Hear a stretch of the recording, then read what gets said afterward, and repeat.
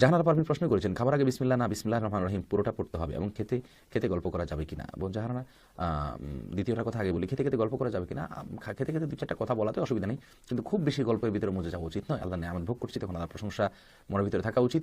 তবে একেবারে খেতে গেলে আর কোনো কথাই বলা যাবে না, এটাও সঠিক নয়। আমাদের দেশে অনেকে বলেন খাওয়া আর নামাজ পড়া সমান, তার মানে নামাজে কথা বলা যায় না, খাওয়া তো খেতে বসেও কথা বলা যায় না, এটা ভুল ধারণা। খেতে বসে আপনি কথা বলতে পারবেন প্রয়োজনীয় কথাবার্তা, তবে অতিরিক্ত কথাবার্তার ভিতরে ডুবে যাওয়া এটা গাফলতি।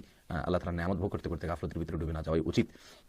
আর খাবার আগে আপনি বিসমিল্লাহ সংক্ষেপে পড়বেন না বিসমিল্লাহ রহমান পুরোটা পড়বেন? এটি হাদিসের ভিতরে সামিল্লাহ আসছে, বিসমিল্লাহ বলো, এটার অর্থ পূর্ণাঙ্গ বিসমিল্লাহ হতে পারে, আবার সংক্ষিপ্ত বিসমিল্লাহ হতে পারে। এই জন্য হাদিসের ব্যাখ্যায় ওলামায়ে কেরামের অনেকেই বলেছেন আপনি পুরোটা পড়বেন, অনেকে বলেছেন সংক্ষিপ্তটা পড়বেন।